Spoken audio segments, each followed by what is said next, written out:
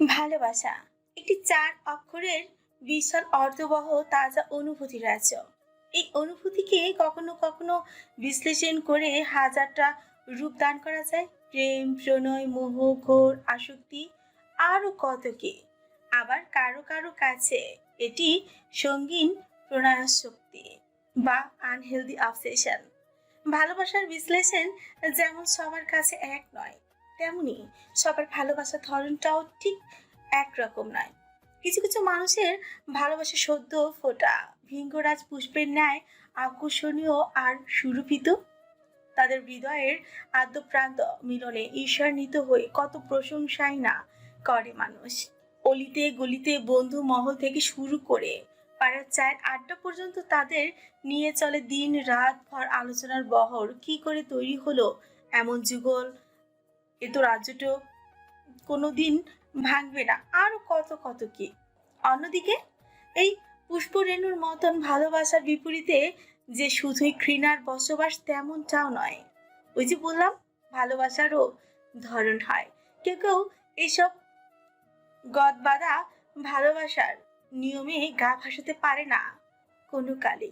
খালি মুখে ভালোবাসি কথাটা উচ্চারণ করাটাও যেন হিমালয় জয় করার মতো অ্যাডভেঞ্চার আর থ্রিলিং তাদের কাছে। তাই সেসব কিন্তুওয়ালা মানুষগুলোর ভালোবাসা প্রকাশের ধরনটাও হয় কিছুটা ভিন্ন রকম। সেখানে অনুভূতি প্রকাশের থেকে আরামদায়ক স্পৃহাটাই বেশি কাজ করে। সেই আদায় করার ধরনটা যেমনই হোক, জোর করে কিংবা তার থেকে কোনো কুৎসিত পন্থায়, জোর করে কিংবা তার থেকেও কোনো কুৎসিত পন্থায়, অ্যাট অ্যানি কস্ট। কারো কাছে সে ভালোবাসা বিষাক্ত, তো কারো কাছে অসুস্থ। কারো মতে এ আবার কেমন ভালোবাসা, এটা কোনো কালে ভালোবাসাই নয়, নিছকই আসক্তি, ভয়ানক আসক্তি।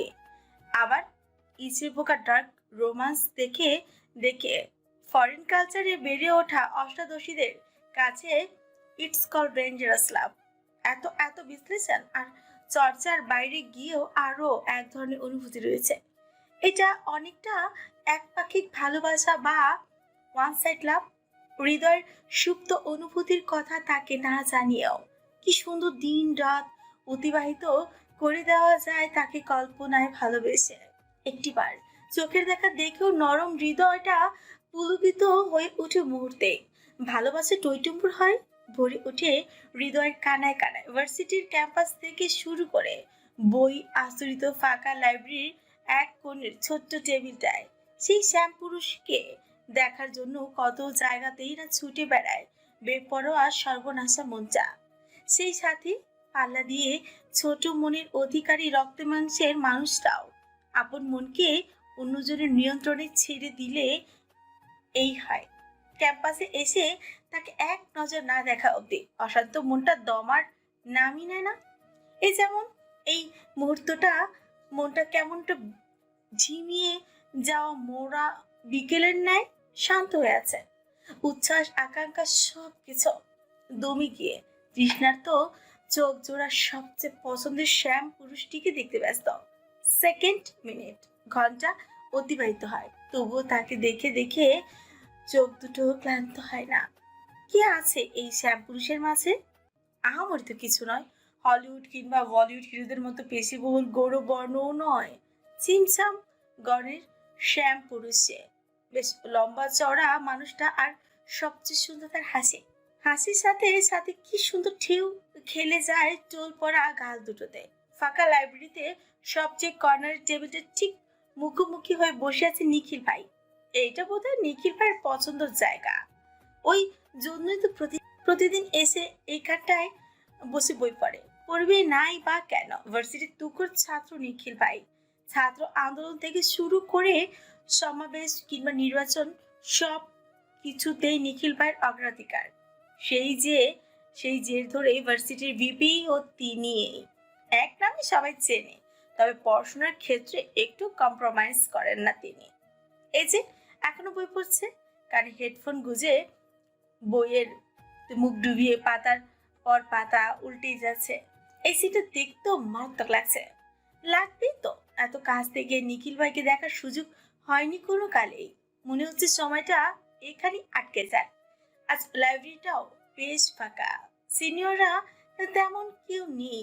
এই সুযোগে নিখিল ভাইয়ের সাথে দু একটা কনভারসেশনে এগুলি কুতিকে। নিখিল ভাই, আই নিখিল ভাই। লাজুক হেসে টেবিলে চকচক করে সামান্য টোকা দিয়ে ডাকছে ওরও, তবু নিখিল ভাইয়ের হেলদোল নেই কোনো। একবার তাকালো না পর্যন্ত। আশ্চর্য, এইভাবে উপেক্ষা করার কি হলো? অরুর বুঝি খারাপ লাগে না? লজ্জার আত্মসম্মানের মাথা খেয়ে অরু আবার ডাকলো তাকে, কিন্তু এবারও একই ঘটনার পুনরাবৃত্তি ঘটল। নিখিল ভাই কোনরূপ সাড়া দিল না, বরং ওর দিকে না তাকে বাম হাত দিয়ে একটা ছোট্ট সাইজের আলাম ঘড়ি এগিয়ে দিল ওকে, যেটা এই মুহূর্তে বাজ খায় আওয়াজ তুলে কানের 12টা বাজে দিচ্ছে। ইস, কি বিরক্ত করে। এটা কেন দিলেন নিখিল ভাই? এবারও নিখিল ভাই নিশ্চুপ, বরং অ্যালার্মের বিরক্তিকর শব্দটা আরো দ্বিগুণ জোরে বাজিয়ে দিলেন তিনি। অ্যালার্মটার বিরক্তির আওয়াজ তুলে কর্ণপুর ছাপে মস্তিষ্কে এসে লাগছে এবার কানের পর্দা ছিঁড়ে যাওয়ার মতো উপক্রম। না, আর নিতে পারল না ওরও, বিরক্তির চরম পর্যায়ে। হ্যালো এভরিওয়ান, আসসালামু আলাইকুম। আশা করি আপনারা সবাই ভালো আছেন। আলহামদুলিল্লাহ, আমিও ভালো আছি। বন্ধুরা, আপনাদের কাছে রিকোয়েস্ট করছি, গল্প পড়তে এসে প্লিজ একটা করে লাইক এবং একটি করে কমেন্ট করে যাবেন। প্লিজ প্লিজ সবাই একটা করে সাবস্ক্রাইব করে দেবেন, কারণ একটা গল্প বানাতে অনেক কষ্ট হয়, অনেক সময় ব্যয় হয়। আপনাদের থেকে একটা লাইক এবং একটা কমেন্ট এবং চ্যানেলটি সাবস্ক্রাইব পেলে আমাদের আরও আগ্রহী হয় নতুন নতুন গল্প দেওয়ার। ধন্যবাদ সবাইকে। এই যে শুনুন, আপনাকে বলছি, একটা সাবস্ক্রাইব করে দেন। লাভ ইউ বন্ধুরা, লাভ ইউ রিপ্লাই চাই আপনাদের থেকে। গিয়ে শব্দ করে চেঁচিয়ে উঠল। এটা বন্ধ করুন নিখিল ভাই, উফ, আর সহ্য হচ্ছে না। এক পর্যায়ে গায়ের কমফোর্টারটা ছুঁড়েই ফেলে হন্তদন্ত হয়ে উঠে বসলো ওরু। ঘুমের ঘোরে এখনো কাটেনি। চারিদিকে পরিবেশ পরিস্থিতি বুঝে উঠতে একটু সময় লেগে গেল ওর। যখন বুঝে উঠল, তখন প্রতিদিনের মতন প্যালেসের ন্যায় মাস্টার বেডরুমের কিং সাইজ বিছানায় নিজেকে আবিষ্কার করলো ওরু। চোট কামড়ে একটা চাপা নিঃশ্বাস ছেড়ে ধীরে সুস্থে সময় নিয়ে নিজের হাঁটু অব্দি লম্বা সিল্কি চুলগুলোকে মেসি বার্ন করে বিছানায় ছাড়ল। তারপর সবার আগে বন্ধ করলো বিরক্তিকর অ্যালার্মটাকে। একে একে পুরাতন জানালার ভারী পর্দাগুলো সরিয়ে রুমটাকে আলোকিত করে বসেই পড়লো ল্যাপটপ নিয়ে। তারপর সেই বিরক্তিকর কাজ, মেইল পাঠানো। গত 1 বছর ধরে এটা ওর রুটিনে রূপান্তরিত হয়েছে। আপা যে কেন বুঝতে চায় না কে জানি। আবারও ভেতরের আহত বাতাসকে নিঃশ্বাসে মাধ্যমে নিংড়ে বের করলো ওরও। মেল পাঠানো শেষ হলে শক্ত কাঠের চেয়ারটায় গা এলিয়ে দিয়ে উদাসীন চোখে বাইরে চাইলো ওরও। ওর পরনে কোনো দামি পাজামা সেট নয়, বরং সিম্পল প্লাজো আর একটা ওভারসাইজ টি শার্ট। সাধারণ বাঙালি মেয়েরা যা পরে ঘুমায় আর কি। এই রুমের বিশাল জানালার কারুকাজ করা লৌহ গাঠ গলিয়ে যত দূর চোখ যায় শুধু বাগান বিলাসের ছড়াছড়ি। এখন বসন্ত চলছে, তাই একটু বেশি সুন্দর লাগছে বাড়ির ফ্রন্ট ইয়ারটা। পুরান ঢাকায় যতগুলি প্রাচীন আর নামকরা বাড়ি আছে, তার মধ্যে এই বাড়িটা অন্যতম। লোকমুখে শোনা যায় এই বাড়ির পূর্বপুরুষরা নায়েব গোমাস্তা ছিলেন। পরবর্তী প্রজন্মে জমিদারি প্রথা বিলুপ্ত হয়ে গেলেও এদের বংশ পরম্পরায় নেতৃত্ব আর আভিজাত্যের ভাবটা রয়ে যায়। তাই তো যুগের পর যুগ, প্রজন্মের পর প্রজন্ম সবাই রাজনৈতিক কর্ণধার হয়ে নাম লিখে এসেছেন। এই বাড়িটা ঠিক কোন প্রজন্মের জানা নেই অরুর, তবে বাড়িটা বেশ পুরনো। প্রায় 10 বিঘা জমি নিয়ে তৈরি বাড়িটাকে ছোটখাটো ড্রিম হলিডে বললে মন্দ কিছু হবে না। মহলের সদর দরজা থেকে গেট অবধি পর্যন্ত যেতে মিনিট 10 টাইম লেগে যায় ধীরে সুস্থে হাঁটলে, তার চেয়ে বেশি। তারপর চোখে পড়ে অযত্নে ইতি উতি বেড়ে ওঠা বাগান বিলাসে ঘেরা দানব আকৃতির বিশাল গেট, তাতে মার্বেল পাথর দিয়ে গুটি গুটি অক্ষরে লেখা কৃতিক কুঞ্জ। বছর 30 আগেও বাড়ির নাম কিংবা গেটের চেহারায় ভিন্নতা ছিল, কিন্তু 30 বছর আগে এ বাড়ির ছোট কর্তা জন্মের পর পরই তার দাদা সাহেব একমাত্র আদরের নাতির নামে বাড়ির নাম পরিবর্তন করেন। ইট পাথর আর লোহার গেটকে সর্বা বিদায় জানিয়ে মার্বেল পাথরের গেট নির্মাণ করেন। সেই বাড়ির নাম পরিবর্তন করে রাখেন কৃতিক কুঞ্জ। সময় পাল্টেছে, সময়ের তালে তালে বদলে গেছে কর্তৃত্ব আর আভিজাতে মোড়ানো মানুষগুলো। একে একে খালি হয়েছে কৃতিকুঞ্জ। তাদের দাম্ভিকতা কিংবা রাজনৈতিক অবদান এখন কেবলই লোক মুখের বুলি মাত্র। এত কিছু বাদ দিলেও রিয়েল এস্টেট বিজনেস নিয়ে এই পরিবার এগিয়েছে অনেক দূরে। দেশ ছাপিয়ে বিদেশে সগর্বে দাপিয়ে বেড়ায় এদের পারিবারিক বিজনেস। সবাই এক নামে চেনে। দেশীয় পণ্যের 30% যোগান এদের পারিবারিক ব্যবসা থেকেই আসে। শুধু উচ্চ পদস্থ না, স্বয়ং সরকারও আজকাল মুখে লাগাম দিয়েই কথা বলে এদের সাথে। আনফরচুনেটলি এই পরিবারের শুধু টাকাই আছে, পরিবার বলে কিছু নেই। আফসোসের সুরে বলে উঠছে অরু। তখনই নিচতলা থেকে অনুর রাশভারী কণ্ঠস্বরে শোনা গেল, অরু, এই অরুর বাচ্চা, খেতে নাম। আমি কি এখন পালকি নিয়ে আসবো? হসপিটালে যেতে দেরি হলে তোর খবর আছে। শুনি বোঝা যাচ্ছে বেজায় চোটে আছে সে। অরু দ্রুত চেয়ার ছেড়ে দেওয়াল ঘড়িতে চোখ রাখলো। 9:35। এই রে, হাবিজাবি ভাবতে ভাবতে সময় শেষ করে ফেলেছি। তার ওপর আজ আবার ভার্সিটিতে যাওয়ার প্ল্যান আছে। নিচে গেলে আপা নির্ঘাত কথা শুনিয়ে পেট ভরিয়ে ফেলবে। এখন কি করি? বিশাল হলরুমের এক কোণে রান্নাঘর, তার পাশেই ছোট একটা ডাইনিং। 4 জনের মতো বসার জায়গা হবে। সেখানেই খাবার সাজাচ্ছে অরু, বড় আপা, অনু। এ বাড়ির কোনো কিছুই না পারতে ব্যবহার করে না অরুরা। যতটুকু না করলে নয়, ঠিক ততটুকুতেই ওরা অধিকার খাটায়। অনু খাবার সার্ভ করতে করতে রেডি হয়ে নিচে নামে। অরু পরনে সেটে আছে টপস আর স্কার্ট, হাতে পুঁথি দিয়ে তৈরি বাঞ্জারা ব্যাগ। অরুকে দেখে মেজাজ খারাপ হয়ে গেল অনুর। অরুর পরিপাটি রূপ দেখেই তেতিয়ে উঠল মস্তিষ্কটা। রাগের বহিঃপ্রকাশ ঘটল অরুর চেয়ারে বসার সঙ্গে সঙ্গে। এতক্ষণে আসার সময় হলো তোর? রুমে দরজা আটকে কি করিস এত? তোর জন্য আমার হসপিটালে যেতে কতটা দেরি হয়ে গেল দেখলি? অরু রুটি আর ডিমের রোলে কামড় বসাতে বসাতে বলল, রেডি হচ্ছিলাম আপা। প্রতিদিনই তো রেডি হতে লেট হয়। আর রেডি কেন হয়েছিস? কতবার বলেছি ভার্সিটিতে যাওয়ার দরকার নেই। আমি একা এত কিছু সামলাতে পারছি না, হাঁপিয়ে উঠেছি আমি। বিশ্বাসের পাল্লা ভারী হয় অনুর। অনুর হাজারটা অভিযোগেও অরু নিশ্চুপ, শুধু ছোট্ট করে প্রশ্ন করে। মা এখন কেমন আছে আপা? অনু আবারও ঝাঁজ নিয়ে বলে, সেটা নিজে গিয়ে বরং দেখে আয়। আমার দেখতে ভালো লাগে না আপা, বড্ড কষ্ট হয় মাকে এভাবে নিথর হয়ে শুয়ে থাকতে দেখতে। হসপিটালের ডেটল আর হেক্সোসল এর গন্ধে দম বন্ধ হয়ে আসে আমার, শ্বাস নিতে পারি না আমি। ওর কথায় অনু আড়ালে নিঃশ্বাস ছাড়ে। মায়ের অসুখের পর থেকে ওর ডান পিঠে দুরন্ত বোনটা নিজেকে অনেকটা সামলেছে। যে মেয়ে সারাদিন হুড়ুহুড়ি আর বান্ধবীদের নিয়ে মেতে থাকতো, সেই মেয়ে ঘরকুনো হয়েছে।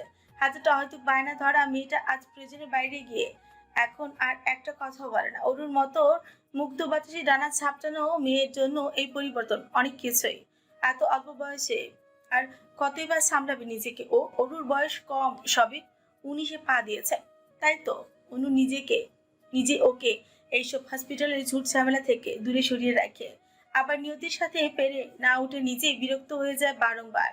সেই বিরক্তি নিজের মধ্যে আটকে রাখা কষ্টকর হয়ে ওঠে ওর জন্য।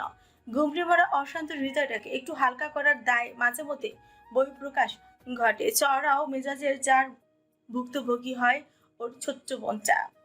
অনু নিজেকে বহুবার বুঝিয়েছে, আর যাই হোক ছোট বোনের ওপর রাগ ছাড়বে না। কিন্তু দিন শেষে মায়ের অসুখ, বাড়ির হসপিটাল বাড়ি, এই করতে করতে নিজের খেই নিজেই হারিয়েছে। আপা আমি গেলাম, আগামী 1 সপ্তাহ কোথাও যাব না। রান্না বান্না সব আমি করব, তবু প্লিজ রাগ করিস না তুই। এই শোন, অনুর অযাচিত ডাকে পেছনে ঘুরলো ওরও। ইমেল। অনু কি বলবে সেটা বোধহয় ওর জানতোই, তাই এগিয়ে এসে বলল, ইমেইল পাঠিয়ে দিয়েছি। কোনো রিপ্লাই এসেছে? ওর তাচ্ছিলের হাসি দিয়ে বলল, আপা তুইও না, গত 1 বছর ধরে একটানা ইমেইল পাঠানোর পরেও যেখান থেকে একটা রিপ্লাই আসেনি, হুট করেই সেখান থেকে রিপ্লাই চলে আসবে, এতটাও বেশি আশা করিস না। কথাটা শেষ করে গটগট পা ফেলে প্যালেসের মতো বিশাল মহল ছেড়ে বের হয়ে যায় ওরও। ওরু চলে যাওয়ার পরে অনু আনমনি বলে, আমার বিশ্বাস অরু, কোনো একদিন ঠিক রিপ্লাই আসবে, আর আমরা মাকে সুচিকিৎসার জন্য বিদেশেও নিয়ে যাব। যেদিন মা আবারও সুস্থ হয়ে ফিরবে, তোর আর আমার দুঃখ সেদিনই ঘুচবে। জটলা পাকানো চুলের মতো পুরান ঢাকার রাস্তাগুলোতেও ইলেকট্রনিক ধারে ছড়াছড়ি। রাস্তার দুই ধারে লোহা লক্কর, হলুদ মরিচ শাড়ি, বিরিয়ানি আর গুড়ের পাইকারি দোকানে মরচে পড়া গন্ধ। কখনো কখনো সেই গন্ধটা নাকে উৎকটই লাগে, আবার কখনো বেশ ভালো লাগে। মাথার উপর সূর্যি মামা তির্যক আলো ছড়াচ্ছে। আজ বোধহয় ভালোই গরম পড়বে। দুধারে দোকানপাট চাপি টিং টিং আওয়াজ করে জগন্নাথ বিশ্ববিদ্যালয়ের দিকে এগিয়ে যাচ্ছে অটো চালিত রিক্সা। তাতে চেপে বসে আছে অরু। পুরো নাম মেহরিন শেখ আরোরা। এই বছর ভার্সিটিতে অ্যাডমিশন হয়েছে ওর। তবে নতুন নতুন বড় হয়ে যাওয়া ভার্সিটির আনন্দ কিংবা বন্ধুমহল কোনো কিছুই ছুতে পারেনি ওকে। কারণ একটাই, মায়ের হার্টের অসুখ। আগে তাও হেঁটে চলে আসতে পারতো, কিন্তু গত 1 বছর ধরে হসপিটালের এক কামরার বেডে দিনাতি পার করে ওর মা আজমেরি শেখ। মায়ের দিন রাত দেখভাল করতে হয় বলে বড় বোন মেহবিন শেখ অনন্যা ইন্টারমিডিয়েটের পরেই পড়াশোনার ইতি টেনেছে। ওর জানে ওর বড় আপা এতটা রকচটা কোনো কালে ছিল না। গত 1 বছর ধরেই এমন হুটহাট রেগেছে আপা। আর এও জানে পরিবারের জন্য আপার কত বিসর্জন। এমনটা নয় যে অনু বয়সে অরুর থেকে খুব বড়, পিটি পিটি বোন ওরা দুজনই, তবুও অনুর কত ত্যাগ। তাই তো আপার রাগের মাথায় বলা সবচেয়ে তিক্ত কথাগুলো গায়ে মাখে না অরু। ওর উদাসীন ভাবনার ইতি টেনে রিক্সা এসে পৌঁছালো গন্তব্যে। ভার্সিটির গেটে দাঁড়িয়ে লম্বা করে শ্বাস নেয় ওরও। এই একমাত্র জায়গা যেখানে এসে একটু প্রাণ ভরে স্বস্তির নিঃশ্বাস নিতে পারে ওরও। সেই সাথে স্বস্তিদায়ক মানুষটার একটিবার দেখা মিললে তো আর কথাই নেই। যাকে নিয়ে ওর রোজ স্বপ্ন দেখে, সুন্দর স্বপ্ন। ওর জানে নিখিল ভাইয়ের সাথে কমিটমেন্ট কিংবা মুখ ফুটে দুটো কথা বলার সাহসও ওর নেই। তার উপর নিখিল ভাই ভার্সিটির সিনিয়র, গ্রাজুয়েশন ও এবছর শেষ তার। তবুও বেহায় মনটা মানে না। প্রিয় মানুষের স্কেচ বোর্ডে তার মুখটাই এঁকে ফেলে বারবার। কবে যে নিখিল ভাই নিজে এসে বলবে, অরু শোনো, আমিও তোমাকে পছন্দ করি, মনের রং তুলির ক্যানভাসে আমিও তোমাকে আঁকি। সেই আশায় সেগুড়ি বালি। পেছনে নীলিমার কাট কাট প্রত্যুত্তরে শুনে অরুর হাসাহাসি দাঁত কপাটি বন্ধই হয়ে গেল। মুখটা একটু করে বলল, তুই আমার মনের কথা শুনলি কি করে? যেই টোনে বলছিলি, আমি কেন, রিক্সাওয়ালা মামারাও শুনেছে, আই এম শিওর। আফসোস, শুধু নিখিল ভাই শুনলো না। কি করে শুনবে? তুই তো তাকে দেখলেই চোরের মতো যথাতথা লুকিয়ে পড়িস। তা ঠিক, চল ভেতরে যাই। গেট পেরিয়ে ক্যাম্পাসে যেতে যেতে নীলিমা বলল, আন্টির কি খবর, এখন কেমন আছেন? একই রকম, আজকেও আপার বকুনি খেয়ে এসেছি। নীলিমার সান্ত্বনার বাড়ি বউ আগে ফুরিয়ে গেছে। ঘটে যা ছিল সবকিছু দিয়ে অরুকে বুঝিয়েছে ও, তাই এখন আর বলার কিচ্ছু নেই। সান্ত্বনা না দিয়ে উল্টো প্রশ্ন ছুড়ল নীলিমা।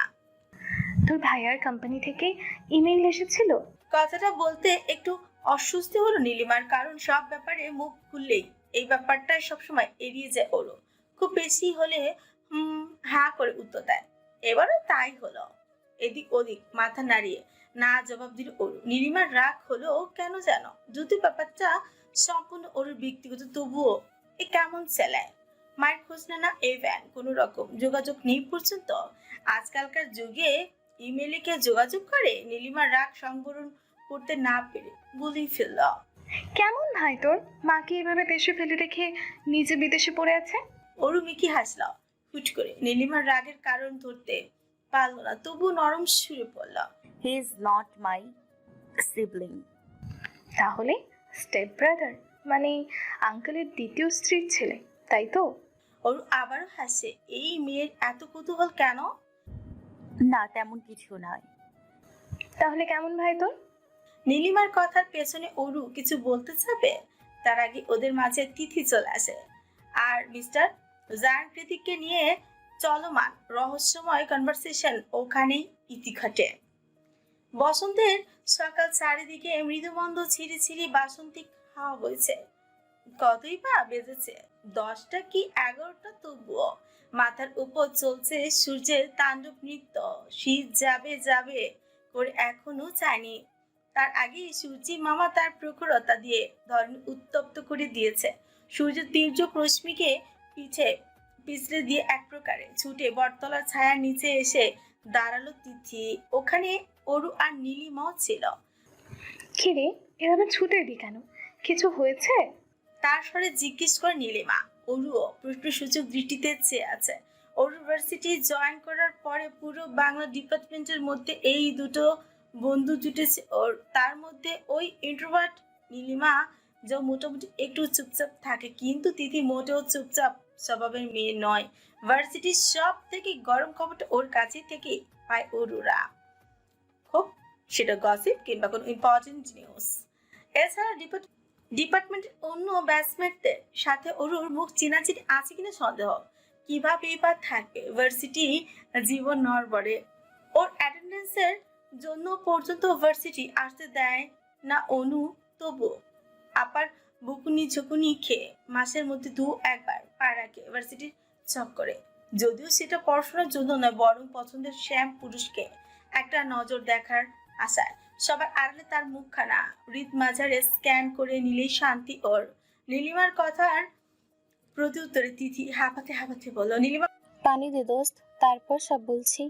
নীলিমা ব্যাগ থেকে পানি এগিয়ে দিলে ঝকঝক করে পানি পান করে দম নেয় তিথি। বাহ, এতক্ষণে প্রাণটা ঠান্ডা হলো। কি হয়েছে বললি না তো?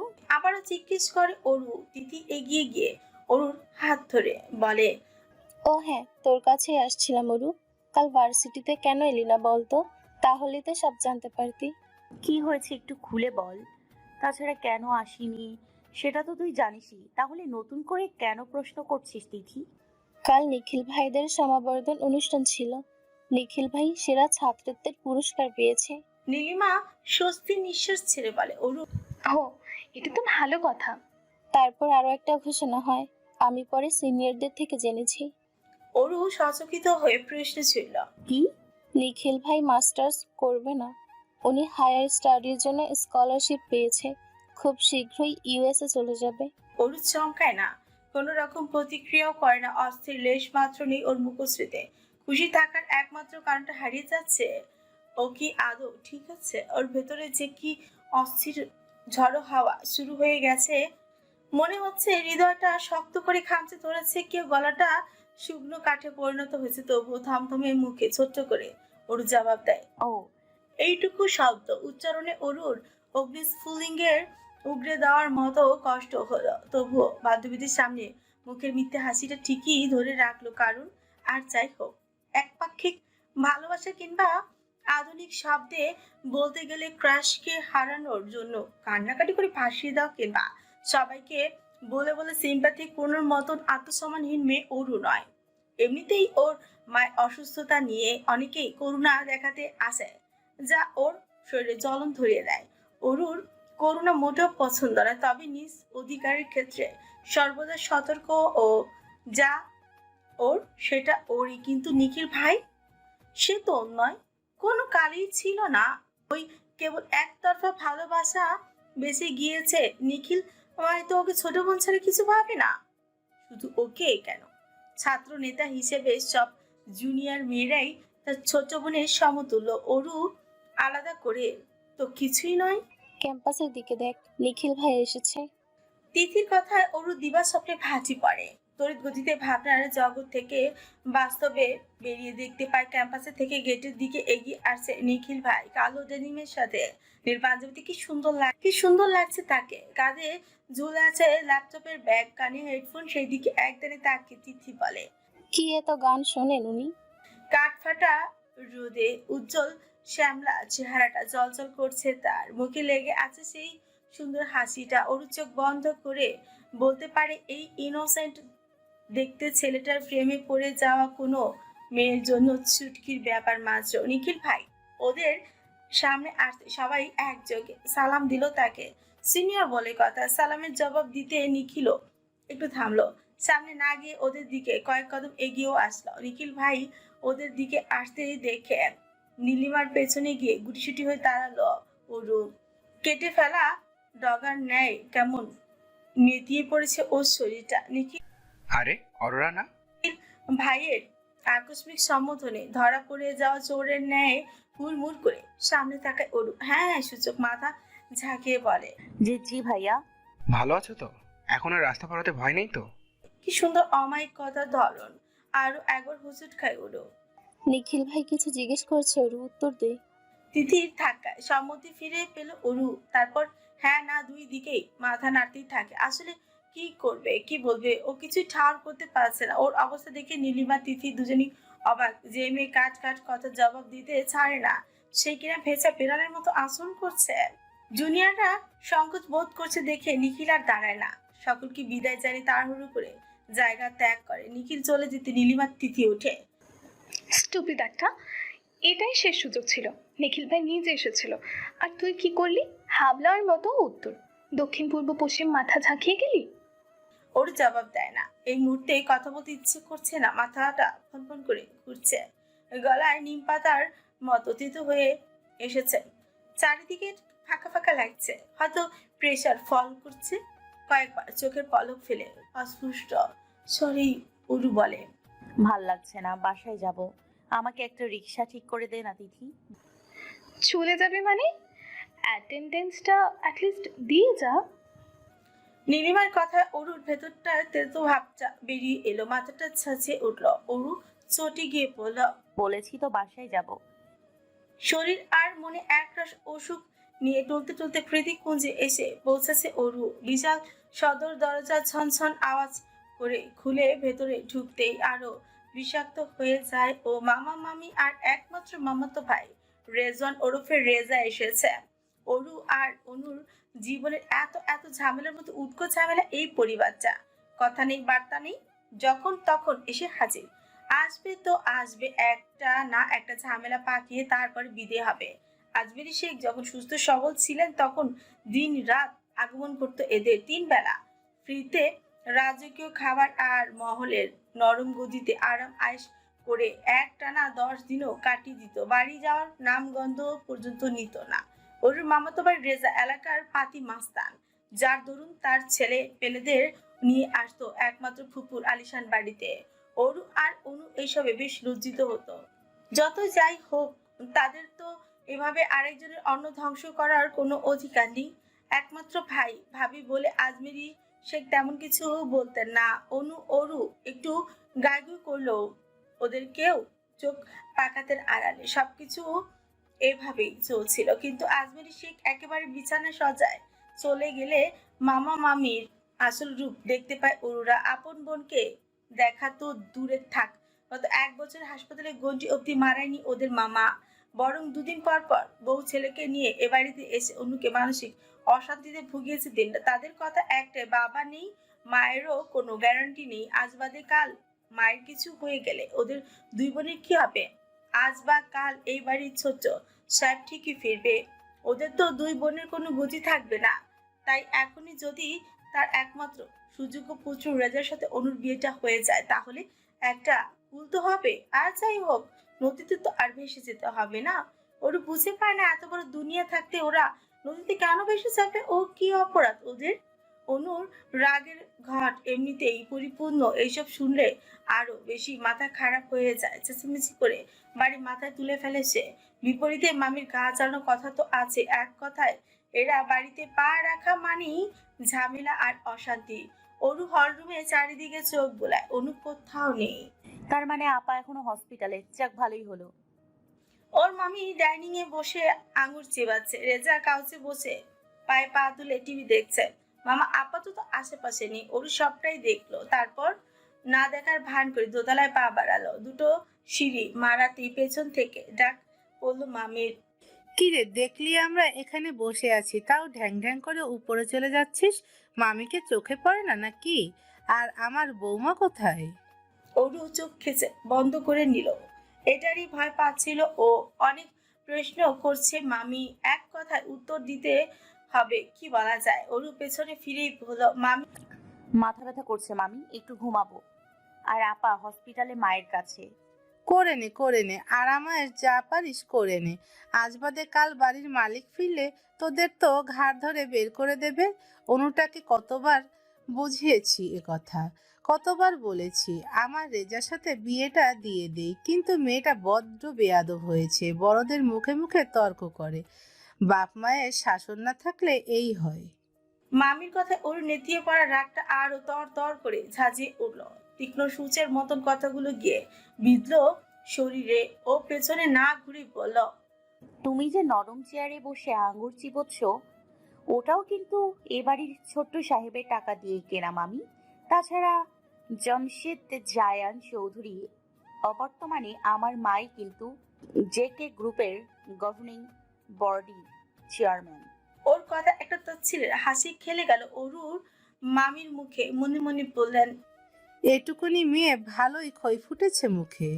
তারপর শত্রুকে পাল্টা তীর নিক্ষেপ করার মতো করে বললেন, হতে পারে তোর মায়ের অধিকার আছে, কিন্তু তোদের দু বোনের তো কোনো অধিকার নেই। তোরা হলি কচুরিপানা। তাছাড়া তোদের মায়ের আর কদিন, বড় জোর হলে 6 মাস। মামি অনেক বেশি বেশি বলে ফেলেছো এবার। আমাদের মায়ের কিছু হবে না, মাকে আমরা বিদেশে নিয়ে যাব। আবার সেই গা জ্বালানো হাসি ছুড়লেন অরুর মামি। বললেন, তোর কি মনে হয় জায়ান কৃতিক চৌধুরী বা তার কোম্পানি তোদের নেওয়ার জন্য বসে আছে? শুনেছি তোর জন্যই নাকি বাড়ি ছাড়তে হয়েছিল তাকে। মামির সাথে আর তর্ক পেরে উঠল না অরু। দুশ্চিন্তাগ্রস্ত জটলা পাকানো মস্তিষ্কটা আর চাপ নিতে পারছে না। হাত পা থর থর করে কাঁপছে। এই মুহূর্তে গলা থেকে একটা কথা অবধি বের হচ্ছে না। মামি যে এত নোংরা ভাবে ওকে আক্রমণ করবে ভাবতেও পারেনি অরু। ওর সামনের দিকে আরো একবার চোখ বুলালো, কয়েকজন আক্রমণাত্মক চোখ।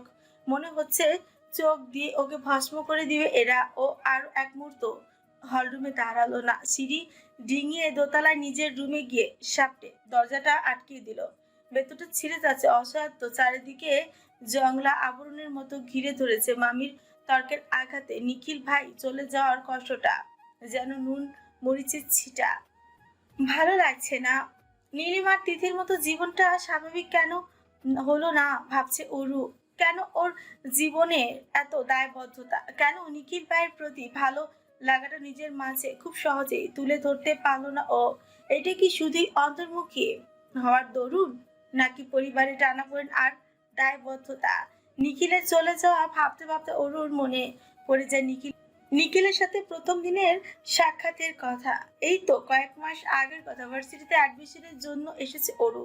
মায়ের অসুস্থতায় ঢাকা বিশ্ববিদ্যালয়ের মতো এত বড় বিদ্যা পাঠে কোনো সুযোগ হয়নি অরুর। মোটামুটি প্রস্তুতি নিয়ে যতটুকু পেরেছে তাতেই গুচ্ছতেই সুযোগ হয়েছে।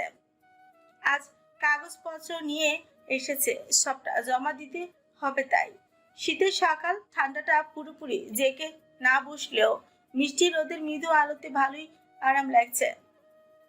সকাল হতেই অফিসগামী সারি সারি গাড়ির বহর ছুটেছে রাস্তা জুড়ে। ঢাকা শহরে বেড়ে ওঠা হলেও একা একা রাস্তাঘাট পার হওয়ার অভ্যাস নেই অরুর। সেই দরুন তখন থেকে ভার্সিটির রাস্তার বিপরীতে অসহায়ের মতো দাঁড়িয়ে আছে সে। কখন রাস্তাটা একটু ফাঁকা হবে আর ও দৌড়ে রাস্তা পার হবে। অনেকেই তো গাড়ি ফাঁক ফোকর দিয়ে চলে যাচ্ছে, কিন্তু অরুর সাহস হচ্ছে না। এক পা এগোচ্ছে তো 2 পা পিছাচ্ছে। এভাবে লেফট রাইট চলতে থাকে প্রায় আধ ঘন্টা। অরু বিরক্ত হয়ে গিয়েছে। এরকম হলে প্রতিদিন ভার্সিটিতে আসবে কি করে সে? ভয় লাগছে? পেছন থেকে তীরের ফলার মতো ছুটে আসে পৌরশালী কণ্ঠস্বর শুনে হকচকিয়ে পেছনে ঘুরলো অরু। দেখলো মুখে চোল পড়া স্নিগ্ধ হাসি নিয়ে ওকে প্রশ্ন করছে লোকটা। অরু থ মেরে আছে, হ্যাঁ না কিছুই বলছে না। কি করে বলবে? ও তো হাসিতেই কপকার। লোকটা পাশ থেকে কাউকে ডেকে উঠল। এই অন্তু, ওকে রাস্তাটা পার করে দে তো। পেছন থেকে ছেলেটা বলল, জি ভাই, দিচ্ছি। ব্যাস তখনই ছিল ভালো লাগার শুরু। ওরু বুঝেছিল এই লোকের ভার্সিটিতে বিশাল জনপ্রিয়তা। তারপর থেকে শুরু হয় ওরু লুকিয়ে লুকিয়ে পর্যবেক্ষণ। উদাসীন দুপুরে কিংবা মসজিদ যাওয়া বিকেলে ক্যাম্পাসের এথায় সেথায় তাকে খুঁজে বেড়াতো চোখ দুটো। এক নজর দেখা হয়ে গেলে খুশিতে পুলকিত হতো মনটা। ঝিলিক দিয়ে উঠলো মুখের কোণে মিষ্টি হাসি যা এখন চলমান। কখনো সামনে দাঁড়িয়ে কথা বলা হয়নি, অরু এও জানে না নিখিল তার নামটা জানলো কি করে। তবে নিখিলের বায়োডাটা সবই অরুর জানা, বলতে গেলে মুখস্থ, কিন্তু আফসোস এখন এইসব কোনো কাজে আসবে না। নিখিল ভাই চলে যাবে, 1000 কিলোমিটার দূরে হবে তার ঠাই। সায়েন্স ল্যাবের কেমিক্যাল আর এক্সপেরিমেন্টের মাঝে আরোরার নামটা হয়তো ভুলে যাবে তার সবচেয়ে প্রিয় নিখিল ভাই। আর কখনো দেখা হবে না, হবে কিনা তার গ্যারান্টিও নেই। ভাবতেই চোখের কার্নিশ পেয়ে তপ্ত নোনা জল গড়িয়ে পড়ে অরুর। তুমি যদি আমার না হও তবে সুখের অসুখ তোমাকে জ্বালিয়ে পুড়িয়ে ছারখার করে দিই। বোকা অরু তখনও জানতো না ওর জন্য কেউ এর থেকেও বিষাক্ত ভালোবাসা নিয়ে দিনের পর দিন অপেক্ষার প্রহর গুনছে। রাস্তার দুধারে সারি সারি ম্যাপল গাছের বহর, বসন্তর হাওয়া দরুন টুপটাপ বৃষ্টির কণার ন্যায় গায়ে এসে একটু একটু বাসন্তিক ছোঁয়া লাগিয়ে উড়ে গিয়ে নিঃশব্দে পিছালা তকতকে রাস্তায় লুটিয়ে পড়ছে হলুদ কমলা রঙের ম্যাপল লিফ। এমন দৃশ্য দেখতেই যেন প্রশান্তি খেলে যায় চোখে। আর ফরেন কান্ট্রি থেকে এলে তো কথাই নেই। নীরব শুনছান রাস্তার ধারে ফাঁকা বেঞ্চিতে বসে বসন্ত বিকেলের একটুখানি সৌন্দর্য দেখে দেখে পুরো যুগ পার করে দেওয়ার মতো স্বস্তিতে দু চোখ ভরে ওঠে। তবে এই মুহূর্তে রাস্তার দুই সাইডে দাঁড়িয়ে থাকা লোক সমাগমের কারোরই ম্যাপল লিফের সৌন্দর্য বিশ্লেষণের আগ্রহ নেই, বরং সুন্দর চকচকে ম্যাপল গাছের ফাঁক ফোকরে উচ্ছ্বাসিত জনতার ভিড় যেন উপচে পড়েছে। তারা অন্য কিছু দেখার জন্য অধীর আগ্রহের সামনের রাস্তায় তাকিয়ে হাত নেড়ে যাচ্ছে নির্বিঘ্নে। সেই সাথে তাদের প্রবল উচ্ছ্বাসের বহিঃপ্রকাশ ঘটেছে একশির হই হই করে ওঠা প্রতিধ্বনিতে। ছেলে বুড়ো যুবক যুবতী সবাই তাতে সামিল। দেখে মনে হচ্ছে তারা কোনো পারফর্ম কিংবা প্রতিযোগিতা দেখার জন্য জামায়াত হয়েছে। শুধু যে এইটুকুনি জায়গায় দৌড়ে মানুষের ভিড় এমনটা নয়। লোকালয়ে ছাড়িয়ে সান ফ্রান্সিসকো শহরের গোল্ডেন গেট ব্রিজ পেরিয়ে প্রশান্ত মহাসাগর আর পাহাড়ের মধ্যবর্তী সরু আঁকাবাঁকা রাস্তাটা যত দূর অব্দি চোখে পড়ে, ঠিক তত দূর পর্যন্ত উচ্ছ্বাসিত মানুষের সমাগম। সায়নী শিওর এই রাস্তা ক্যালিফোর্নিয়া অব্দি চলে গিয়েছে। মানুষের এত এত আগ্রহ আর হইচই দেখে একটু কৌতূহল নিয়ে সামনের রাস্তায় ওদের দিকে এগিয়ে গেল সায়নী। ঠিক তখনই হুট করেই বেশ কয়েকটা বাইক ভোগ ভোগ করে তড়িৎ গতিতে রাস্তা অতিক্রম করে চলে গেল। বাইকগুলো এতই তাড়াতাড়ি চলে গিয়েছে যে সায়নী চোখের পলক ফেলারও সময়টুকু অবধি পেল না। বাইকগুলো রাস্তা ক্রস করতে সবাই জেকে জেকে বলে চেঁচিয়ে উঠল। সবার চেয়ার আপ আর উচ্ছ্বাস দেখে সায়নী বোধ করলো এখানে বাইক রাইডিং কম্পিটিশন হচ্ছে। কিন্তু এরকম ঠান্ডা আবহাওয়ায় পাহাড়ি রাস্তায় কি করে এত দ্রুত রাইড করছে এরা? ভয় ডর কিছু নেই নাকি? এগুলো দেখে আবার মানুষ আনন্দে নাচানাচি করছে। যেমন এরা তেমন এদের বিনোদন। Stupid American. চোট উঠছে মনে মনে মেজাজ খারাপের বহিঃপ্রকাশই ঘটে সায়নী। ও চলেই যাচ্ছিল তখন আবারও দ্বিতীয়বারের মতন হাওয়ার গতিতে ছুটে আসা বাইকগুলো রাস্তা ক্রস করে চলে যায়। তৎক্ষণাৎ সবার মুখে মুখে আবারও সেই জেকে নামের হিড়িক পড়ে যায়। আচ্ছা, জেকে কে? কৌতূহলী মস্তিষ্কে প্রশ্নটা আসতে হাঁটার গতি থামিয়ে দিল ও দাঁড়িয়ে থাকলো এই ভয়ানক বাইক রেসিং শেষ হবার অপেক্ষায়। টানা 3 বার একইভাবে রাইড শেষে 4 বারের সময় শেষ হলো কম্পিটিশন। পরপর 7টা বাইক এসে একই জায়গায় থামলো। সায়নী জানে সবার আগে যে KTM 390 অ্যাডভেঞ্চার বাইকটা পৌঁছেছে ওইটাই জেকে রাইড করেছে। কারণ চারিদিক থেকে ভেসে আসা জেকের নামে জয়জয়কার আর আনন্দ উচ্ছ্বাসী তার জানান দিয়ে যাচ্ছে। তবে জেকে নামক লোকটা একটু অন্যরকম। এত এত চেহারা পেও কোনরূপ হেলদুল নেই তার। খুবই স্বাভাবিক মুখভঙ্গি, চ্যাম্পিয়ন হয়ে খুশি লেশ মাত্র নেই তার মুখে। অথচ রানার আপ হাওয়া বাইকারটা খুশিতেই ফেটে যাচ্ছে।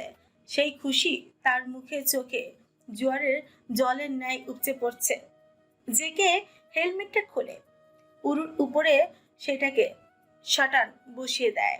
হেলমেট খুলতেই বেরিয়ে আসে তার স্টাইলিশ ঘাড় ছুঁই লম্বা চুলগুলো। ঘাট অব্দি চুল তাকে জেন্টলম্যান লাগছে না মোটেই, বরং স্টাইলিশ সুপারস্টার বললেও হয়তো মানানসই হবে বাক্যটা। মনে হচ্ছে ব্র্যান্ড নিউ বাইকের কয়েক দফা শুট করে মাত্রই থেমেছে সে। ডান হাত দিয়ে বেখেয়ালি চুলগুলোকে ব্যাকব্রাশ করতে করতে অন্য হাতে পড়ে থাকা অ্যাপল ওয়াচটা এক নজর চোখ বুলিয়ে নিয়ে আবারও হেলমেটটা পরে নিল সে।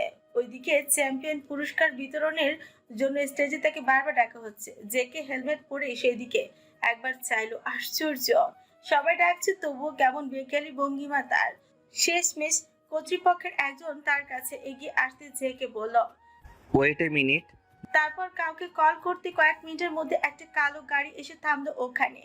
গাড়ি থেকে ফর্মাল ড্রেস কোড পরিহিত একজন নামতেই জেকে লোকটাকে উদ্দেশ্য করে বলল, look, he is my assistant Pratyay Ehsan. Give him the prize money. লোকটা বিরক্তিতে ফুসকায়। Are you kidding me? No, I am serious. Then why are you added the game and risk your life? লোকটার কথায় বিরক্তির ছাপ স্পষ্ট। জেকে তির্যক হাসল, হাত দুটো সামান্য উপরে তুলে ভাবলেশীন মুখে বলল, you know, riding is thrilling also dangerous and I love danger a lot. শান্ত এবং স্থির কণ্ঠস্বর, তবে শরীরে কাঁপন ধুলি দেবার মতন ভয়ানক কথার চল। শেষ কথা বলে চোখে বিশাল আকৃতির রোদ চশমা চড়িয়ে সাই সাই করে নিজের KTM 930 বাইক নিয়ে পাহাড়ি রাস্তার বাঁকে মুহূর্তেই হারিয়ে গেল জ্যাকে। সবার দৃষ্টি এখনো সেই দিকে স্থির। কর্তৃপক্ষের লোকটা বিরক্ত হলো, তবে ছুটি গেল না। এই ছেলে প্রতি বছর একটা না একটা ঝামেলা পাকাবেই, এটা তার বোধগম্য হয়ে গিয়েছে এতদিনে। হয় কোনো প্রতিদ্বন্দ্বীকে ইচ্ছে মতো পেটাবে, নয়তো রাইডিং এর মাঝ পথেই বাইক ঘুরিয়ে নিয়ে চলে যাবে, আর না হলে প্রাইস গিভিং এ এসে ঝামেলা পাকাবে। শুধু পপুলারিটি আর অডিয়েন্সের ডিমান্ডে সারা বছর ঘুরে ঘুরে রাজি করানো হয় তাকে, নয়তো এমন আজ পাগল রকচটা ছেলেকে জীবনে কম্পিটিশনে আনতো না তিনি। বাপের বয়স হোক কিংবা দাদার, কারোর কথায় দুপয়সার সম্মান পর্যন্ত দেয় না এই ছেলে। Such a psychopath. বিড়বিড়িয়ে এই কথাটা বলে থমথমে মুখ নিয়ে নিজ স্থানে ফিরে গেল লোকটা। Attitude, appearance, good look, everything is so manly. মুগ্ধ নয়নে ফাঁকা রাস্তার দিকে তাকে কথাটা বলল এক বিদেশিনী। শাড়ির পাশে মেয়েটা দাঁড়ানো, ও মেয়েটার মুগ্ধতা দেখে একটু যেচে জিজ্ঞেস করলো, Who is he? মেয়েটা নেশালো চোখে বলল, He's JK, the champion. Sari মাছি তাড়ানোর মতো করে বলল। I know that, but sari কথাটা শেষ করতে হলো না, তার আগেই বিদেশিনী ভাঙা ভাঙা গলায় বাংলায় বলল, oh, he is Washif Zayan Kritik. He is a very good rider. বিদেশিনীর আদো আদো বাংলা শুনে সানি মুচকি হাসে, তারপর পাত্র প্রশ্ন ছুড়ে বলে, He looks different. বিদেশি ফ্রিকুচকায়। সানি মনে মনে ভাবে, লোকটা দেখতে একেবারেই অন্যরকম। টকটকে গোল বর্ণ, শরীরের গঠন, চেহারা সব কিছুতেই ব্রিটিশদের ছাপ স্পষ্ট। অথচ গোল ভাসমান কালো মণিযুক্ত চোখ দুটো দেখলে যে কেউ বলবে এশিয়ান কোনো দেশের কোনো এক সম্ভ্রান্ত গোত্রের উত্তরাধিকারী সে। অ্যাটলিস্ট অ্যাটিটিউডটাও তাই বলে। বিদেশিনী এখনো তার ধূসর চোখে প্রশ্নসূচক দৃষ্টিতে তাকে আছে। দেখে সানি মেকি হিসে বলল, Nothing. I just say he is so handsome. Yeah, look like a Hollywood hero. By the way, what's your name? বিদেশিনী সম্মোহনী হাসি দিয়ে জানায়, Kathleen Christian. Sure. I am Shauri Mukherjee. Oh, are you foreigners? Yeah, I'm from India. তারপর নিজেদের মধ্যে আরো কিছু কুশল বিনিময় হয় ওদের। এক পর্যায়ে সানি জানতে পারে ক্যাথলিন জেকে কে মোটামুটি পার্সোনালি চেনে, আর জেকে আসলে ব্রিটিশ কিচ্ছু নয়, বরং আমেরিকান সিটিজেন ধারী আদপ্রান্ত বাঙালি পুরুষ। তাহলে এই ছেলের চেহারা এতটা ভিনদেশি ছাপ কেন? প্রশ্নটা থেকেই গেল শায়রির কৌতূহলী মনে। টানা 2 দিন হতে চলল, মামিরা বিদায় হয়েছে। অরু জানতো অনু বাড়িতে ফিরলে ঝামেলা শুরু হবে, আর হয়েছেও সেটাই। মামির গা জ্বালানোর কথা আর অরু চুপচাপ মেনে নিল। অনু খালি মুখে সহ্য করতে পারে না মোটেও, কারণ আর যাই হোক মাকে হাসপাতালের এক কামরার বেডে শুইয়ে রেখে তার পক্ষে বিয়ের পিড়িতে বসা সম্ভব নয়। রোজার মতো পাতি মাস্তানের সাথে তো নয়। মামিকে এইসব মুখের উপর বলে দেওয়া মানে ভয়াবহ ঝড় পূর্বাভাস। আর তাই হলো। কথায় কথায় গমগমে হয়ে উঠল পুরো মহল। এক পর্যায়ে কথার কাটাকাটি থেকে শুরু হয়ে গেল বিশাল তর্ক। অনুর মেজাজ সর্বক্ষণই তুঙ্গেই থাকে। এই মুহূর্তে মামির কথার আঘাত তার মধ্যে চরম বিরক্তি আর উত্তেজনা সৃষ্টি করলো।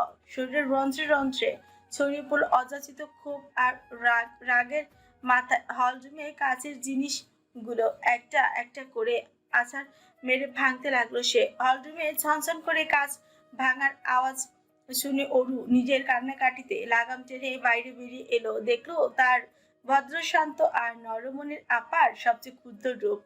ওর এমন রাগ দেখে মামি যে খানিকটা বলকে যায়নি এমন নয়, তবে সেও দমে যাওয়ার পাত্রী নন। তার ক্ষিপ্ত মুখশ্রী দেখে মনে হচ্ছে এর শেষ তিনি দেখেই ছাড়বেন। অবশেষে পরিস্থিতি সামাল দিতে রেজা নিজের ফাঁকে নিয়ে তৎক্ষণাৎ প্রীতিকুঞ্জ থেকে বিদায় নিয়েছে। আর কখনো আসবে না তোমরা। ওরা চলে যাওয়ার সঙ্গে সঙ্গে অনু গিয়ে ঝানাত করে মহলের সদর দরজাটা আটকে দেয়। তারপর নিজের রুমে ঢুকে কক্ষবন্দি করে নেন নিজেকে। অরু দৌড়ে যায় বোনকে আটকানোর জন্য, তবে সেটা বড্ড দেরি হয়ে যায়। তার আগে ইচ্ছাপাটে দরজাটা কিল দেয় অনু। অরু জানে তার আপা আজ রুম থেকে বের হবে না। অরু ডাকতে ডাকতে বেহুশ হয়ে গেলেও না, তবুও কিছুক্ষণ ধরে ডাকাডাকি করেই ক্ষান্ত হয়ে ফিরে যায় অরু। সেই রাতে দুই বোনের কারোরই আর খাওয়া হলো না। পরদিন সকালে নিজ হাতে নাস্তা, মায়ের জন্য স্যুপ, সবকিছু বানিয়ে অরু আবারও কড়া নাড়লো অনুর দরজায়। এইবার অনু দরজা খুললো। পরনে সুতি চুড়িদার, হাতে চট ব্যাগ, লম্বা চুলগুলোতে এটি আছে সুন্দর ফ্রেঞ্চ বেনিয়ে। দেখেই বোঝা যাচ্ছে হাসপাতাল যাওয়ার জন্য একেবারে তৈরি হয়ে বেরিয়েছে সে। আপাকে পরিপাটি হয়ে বেরোতে দেখে বিমুষ চোখ দুটোতে খুশিতে চুচুম্বুর হলো অরুর। অনুকে প্রশ্ন করার কোনো অবকাশ না দিয়ে অরু একের পর এক বলতেই লাগলো। টেবিলে নাস্তা রেডি, মায়ের স্যুপ হটপটে ভরে রেখেছি, আর ইমেইলও পাঠিয়ে দিয়েছি, চল একসাথে খাবো। কথা শেষ করে অরু সামনে হাঁটা ধরতেই ওর হাত টেনে ধরে ওকে বুকে জড়িয়ে নেয় অনু। আপার রাগ কমেছে ব্যাপারটা বুঝতে পেরে খুশিতে পুলকিত হয়ে শক্ত হাতে বোনের গলা জড়িয়ে ধরে অরু নিজেও। আপা, তুই কেন বদলে গেলি বলতো? কাল তোর রাগ দেখে আমি নিজেও ভয় পেয়ে গিয়েছিলাম। অনু ঠোঁট টিপে মুচকি হাসে, তারপর বলে, বিশ্বাস কর আমি একটুও বদলাইনি। স্বজনরূপী কালসাপগুলোকে বের করার জন্যই একটু বেশি বেশি করেছি, নইলে কতদিন পরে পরে আমাদের মাথা খেত কে জানে। তোর কি বুদ্ধি আপা, জিনিয়াস। অনু আবারও হেসে বলে, হয়েছে, কাল থেকে কিছুই খাইনি, চল নাস্তা খাবো, নয়তো মায়ের কাছে যেতে লেট হয়ে যাবে। অরু আন মনে বলে, আমার আপার হাসি সবচেয়ে সুন্দর নিখিল ভাইয়ের চেয়েও। নিখিল ভাই নামটা মস্তিষ্কে গিয়ে ঠেকতেই দুদিন আগের ভাবনার ইতি টানে অরু। সকালে ঘুম থেকে উঠে ইমেল পাঠাতে গিয়ে সেদিনের কথা গুলো ভাবছিল ও। তারপর সেদিন সকাল থেকে বিকেল অবধি ঘটে যাওয়া কুৎসিত ঘটনাগুলো একে একে হানা দেয় আনমনা মস্তিষ্কে। আজ শুক্রবার, আপা একটু দেরি করেই হাসপাতালে যাবে আজ। অরু রাতেই বলে রেখেছিল যে সেও মাকে দেখতে যাবে, তাই খুব সকালে উঠে ইমেলের কাজ সেরে ফেলেছে ও। তারপর একটা লম্বা শাওয়ার নিয়ে রেডি হয়ে যখনই মোবাইল হাতে নিয়ে দেখলো নীলিমার অনেকগুলো মিসড কল বাড়ছে। নীলিমা কল দিয়েছে, তার মানে ইম্পর্টেন্ট কিছু হবে, কিন্তু কি? অজানা অনেক প্রশ্নে আবারও মাথাটা ধরে এলো অরুর। কিন্তু ও এত ভাবতে চায় রাতে তাড়াহুড়ো করে নীলিমাকে কল ব্যাক করলো। একবার রিং হয়েছে, কি হয়নি, তারই মধ্যে নীলিমা কল তুললো। কি হয়েছে নীলিমা, এতগুলো কল দিলি, তুই ঠিক আছিস? আমি ঠিকই আছি, তুই ঠিক আছিস কিনা সেটা বল। আচ্ছা, তুই এমন কেন? দিন দুনিয়া ভুলে হিমালয় পর্বতের সন্ন্যাসিনী হয়ে যাস, নাকি মহাসমুদ্রে ডুব দিস? কোনটা বল আমাকে। কি অদ্ভুত প্রশ্ন নীলিমা, আমি কেন এসব করতে যাব? শোন, আমার বিয়ে করে সংসার করার বহুত শখ, সন্ন্যাসী টন্যাসী এসব কথা ভুলেও বলবি না। তাহলে ফোন কেন তুলিস না? বিরক্তিতে চিৎকার দিয়ে উঠলো নীলিমা। আহ, আসতে বল, কানে লাগছে তো। আর ফোন সাইলেন্ট মোডে ছিল। তাহলে তুই কেন বসে আছিস এখনো?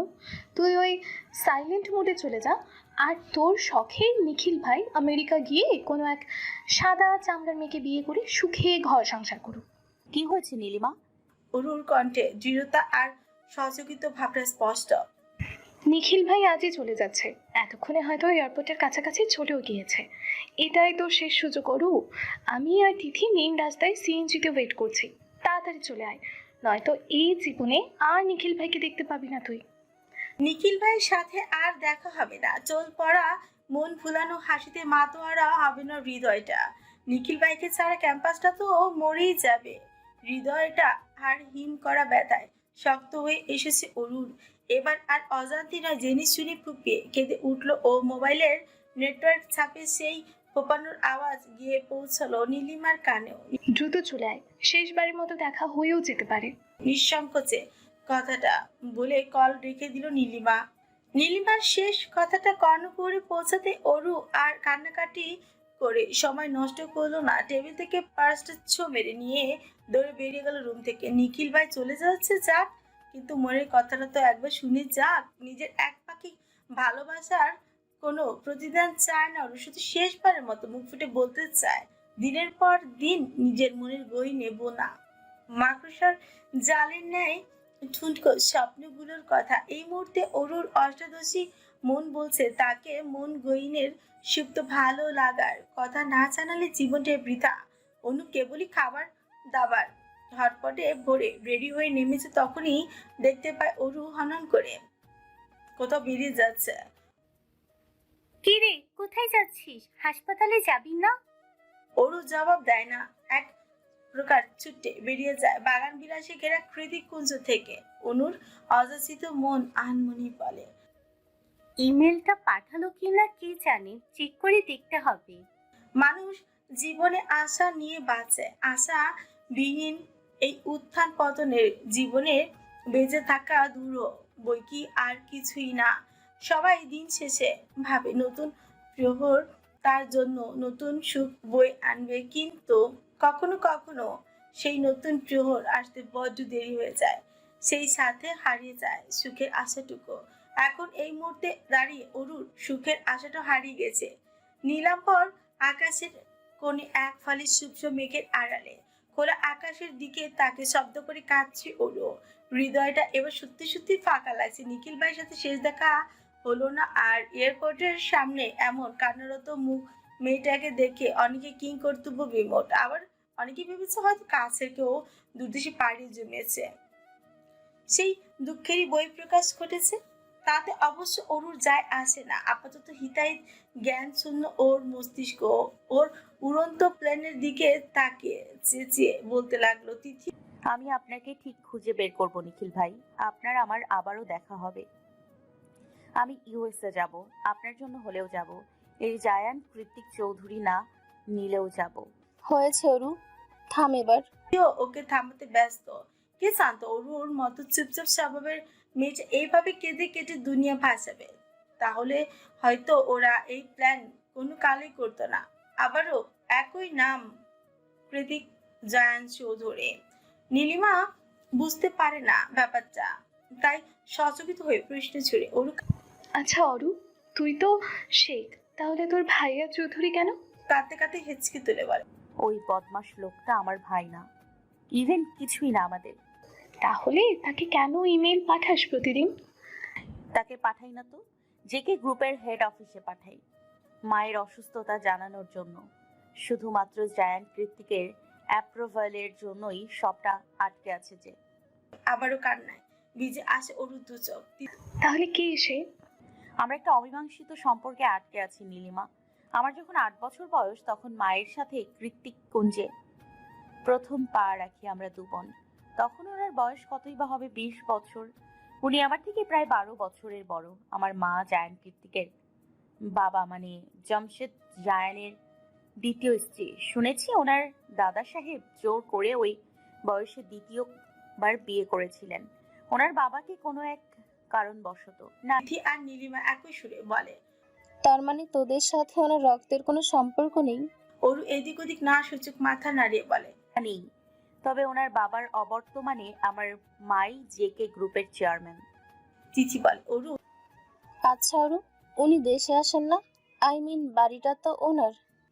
না সূচক মাথা নাড়িয়ে জবাব দিল, গত 8 বছর ধরে আসেনি। বছর 3 আগে যখন ওনার বাবা মারা গেলেন তখন নাকি এসেছিলেন, তবে বাড়িতে প্রবেশ করেননি। বাইরে থেকেই দাফন কাফনের কাজ সেরে সেদিনের ফ্লাইটে চলে গিয়েছিলেন। তিথি ঠোঁট উল্টে বলল, বুঝেছি, তোদের উনি একটুও পছন্দ করেন না, সেজন্যই তো নিজের বাড়িতে পর্যন্ত আসে না। যতই হোক তোরা হলি ওনার সৎ মায়ের আগের পক্ষ। অরু ঠোঁট উল্টে বলল। কি জানি। তখনই হঠাৎ করে মোবাইলের স্ক্রিনে অনুর নাম্বারটা ভেসে ওঠে। সচকিত হয়ে উঠে অরু। সেই সাথে আকস্মাৎ ভেঙে যায় সব অচেতন মস্তিষ্কের ধ্যান। আশপাশটা অবলোকন করে বুঝতে পারে ও কত বড় বোকামি করেছে। গভীর থেকে গভীরতর গোপনীয় কথাটা তর করে সাজিয়ে গুছিয়ে বান্ধবীদেরকে বলে দিয়েছে। এবার তো তিথি আর নীলিমা ওকে কচুরি পানা অথবা পরগাছা উপাধি দিবে। আচ্ছা, তাহলে তোর বাবা কোথায়? ওর আর জবাব দেয় না, বরং আড়ালে শুষ্ক ঢোক গেলে এই আপা কল করছে, আমি আসি। দ্রুত প্রস্থান করে অরু। তিথি আর নীলিমা পেছন থেকে উদ্গ্রীব হয়ে বলে, অরু আরে আরে, এভাবে টলতে টলতে কই যাচ্ছিস? পড়ে যাবি তো। তাতে ধ্যান নেই। ও যত দ্রুত সম্ভব ওদের চোখের আড়াল হতে চায়। একটা ভারাক্রান্ত মন আর নিজের করা বোকামিতে বিরক্ত হয়ে দ্রুত বাড়ি ফিরে অরু। সদর দরজা পার হতে অনুর হাতেই শক্ত চপটা খাতে আবারও বিস্ময় বিমূঢ় হয়ে ওঠে ওর মুখশ্রী। মনে মনে একটাই প্রশ্ন আওড়ায় নিজেকে, কি করেছি আমি? আমার উপরেই কেন পৃথিবীর সবার এত রাগ? ভেঙে গুড়িয়ে যাওয়া আশাহীন হৃদয়ের ছটফটানি আর তীব্র যন্ত্রণা নিয়ে যা হোক কেবলই ঘরের দুয়ারে পা রেখেছিল ওরও। ঠিক তখনই অনাকাঙ্ক্ষিত চরের আঘাতে নিস্তব্ধ হয়ে আটকে যায় ওর পা দুটো। 5 আঙুলের শক্ত ছাপ লেগে যায় নরম তুলতুলে আদুরে গালে। রক্ত জমে ফর্সা গালটা মুহূর্তের মধ্যে ধারণ করে লালচে বেগুনি রং। গালটা বড্ড জ্বালা করছে, তবে সেদিকে হুঁশ নেই ওর। মাথার মধ্যে কুণ্ডলি পাকানো হাজারো চিন্তাদের পাছে ফেলে দিয়ে শুধু একটাই প্রশ্ন বারবার উগরে দিচ্ছে ওর মস্তিষ্কটা। কি করেছি আমি? ওর যে এতটা ব্যথা পেয়েছে, নিজের গালে হাত দিয়ে ছলছলে ননে এভাবে বোকাদের মতো তাকিয়ে আছে, তার কোনটাতে আপাতত ধ্যান নেই ওর। রাগের তোপে এখনো শরীরটা রি রি করছে ওর। ইচ্ছে তো করছে অন্য গালে আরো একটা চর বসিয়ে দিতে। অনুরাগে ফুসফুস করছে দেখে ওরই কেঁদে ফেললো, ঠোঁট উল্টে অস্পষ্ট সুরে বলল, কি করেছি আমি? এভাবে মারলি কেন? পৃথিবীতে কি মার খাওয়ার জন্যই জন্ম হয়েছে আমার? অনু তাদের দাঁত পিষে বলল, আমি ছাড়া আর কে মারে তোকে? অরু বলতে চাইলো, কে আবার? এবারে ছোট কর্তা। দেশে থাকতে তো সকাল সন্ধ্যা গায়ে হাত তুলতো। যদিও সে বহু অতীতের কথা, সেই কারণে অরু সেসব ভাবতে চায় না, তাই মুখ ফুটে বলল, অযথা কারণ ছাড়া কেন মারবি আমাকে? কই, কখনো তো কারণ ছাড়া ভালোবাসিস না, সারাক্ষণ ঝাড়ির উপর রাখিস। আমি কি তোর সৎ বোন আপা? অনুরাগের আঙ্গারে যেন একটু একটু ঘি ঢালছে এই মেয়ে। ক্রমশ মেজাজটি খারাপ বেড়েই যাচ্ছে। অনু কিরমিরিয়ে বলল, একদম পাকামি করবি না অরু। আচ্ছা, তোর কি মায়ের জন্য আদেও কোনো চিন্তা আছে বলতো আমায়? নেই তাই না? এভাবে কেন বলছিস আপা? বলছি কারণ তুই একটা হাদারাম, আর আমি কিনা তোর উপর ভরসা করে এত বড় একটা দায়িত্ব দিয়েছি। কি করেছি প্লিজ খুলে বলবি? চেঁচি উঠলো ওরও। অনু এগিয়ে গিয়ে টেবিল থেকে ল্যাপটপটা এনে ওর হাতে তুলে দেয়। নিজের চোখেই দেখে নে। ল্যাপটপের ফ্রন্ট